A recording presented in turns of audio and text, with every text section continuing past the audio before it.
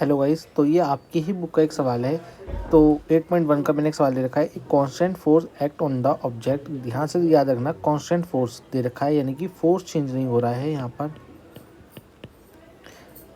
5 kg of mass, यानी कि mass of object कितना है, 5 kg है। ऑफ ड्यूरेशन ऑफ 2 सेकेंड के लिए लगाया गया वो फोर्स है। जो फोर्स तुम्हारा यूज करा गया था वहाँ पर, वो 2 सेकेंड के लिए लगाया गया है ये force. It's increase the object velocity from 3 से 7 हो गई, यानी कि इनिशियल वेलोसिटी u जो थी वो 3 से ms पर सेकेंड थी, और v जो फाइनल वेलोसिटी हो गई इतनी हो गई। Find the magnitude of applied force. Applied force बोल रहा है कि कितना लगाया गया होगा। तो देखो, फोर्स का formula m equal to m a, v equal to a equal to v minus u upon T.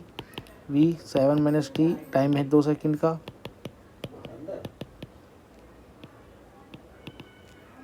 Force का फॉर्मूला, मास दे रखा है 5 kg, 10 न्यूटन का फोर्स लगाया गया है।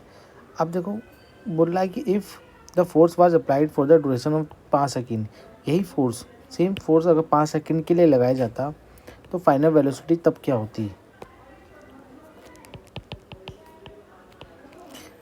10 न्यूटन का फोर्स ही बोल रहा है, मास तुम्हारे पास 5 kg है, एक्सेलरेशन बोल रहा है इतना, कि फाइनल वेलोसिटी पूछ रहा है कितनी होती। इनिशियल तो 3 ही है तुम्हारी, टाइम बोल रहा था कितने सेकंड के लिए लगाया गया, 5 सेकंड के लिए।